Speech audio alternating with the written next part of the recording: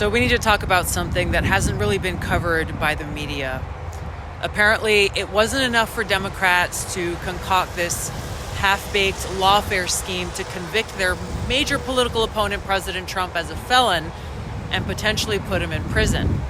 Now, some Democrats in Congress are actually pushing legislation that would strip President Trump of his Secret Service protection, putting his life at risk.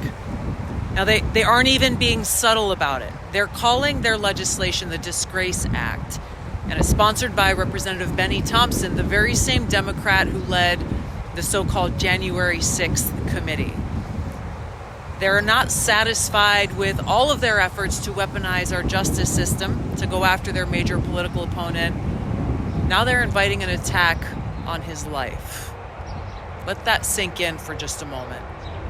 Now, if you ask them, they will claim that a supposedly quote-unquote disgrace convicted felon who may be imprisoned shouldn't have the same protections that the Secret Service provides every other former president.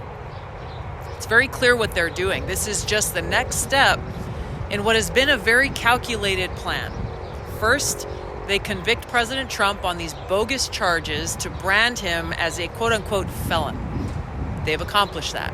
Now they've moved on to the next step, trying to dehumanize him, making it clear that this specific former president's life isn't even worth protecting. They are so hell-bent on removing the possibility that the American people may choose to elect President Trump in this upcoming election that not only are they willing to throw him in prison, now they want to take away his security and jeopardize his life. Here's the bottom line. They're so terrified of losing power. They are so terrified of President Trump getting reelected.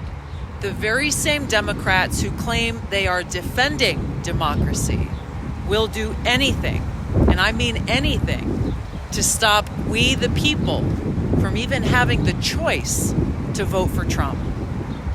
Their continued brazen abuse of power is making it even more clear that we the people must hold them accountable by voting them out of power on November 5th.